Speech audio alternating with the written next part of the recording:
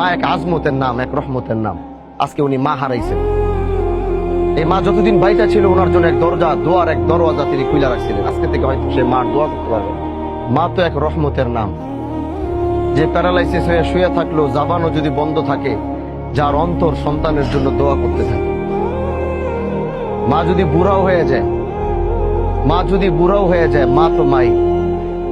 এজন্য আল্লাহ রাসূল সাল্লাল্লাহু আলাইহি ওয়াসাল্লাম বলতেন, কারণ উনি তো ছোটবেলায় মায়ের গর্ভে থাকা অবস্থায় তিনি বাবাকে হারিয়েছিলেন, এবং দুনিয়াতে যতদিন ছিলেন মায়ের স্পর্শ বেশি একটা পায় নাই। অভাবের কারণে দূরে চলে গেছিলেন, খাবার দাবার ঠিক মতো খাইতে পারতেন না দেখে।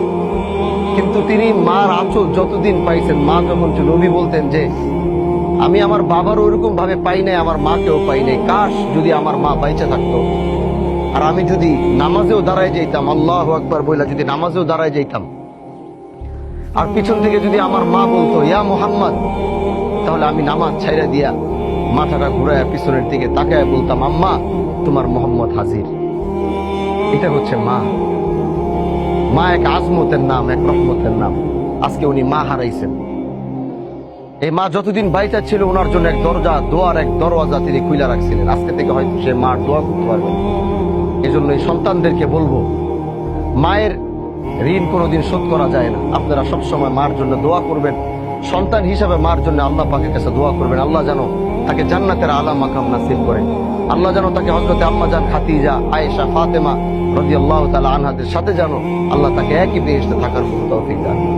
ভাইজান, আপনি দুটো কথা বলে তারপর আমি যাই।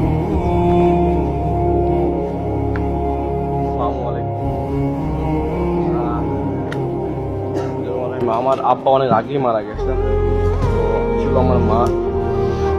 তো আজকেও মা নেই, আমি আজকে এতিম।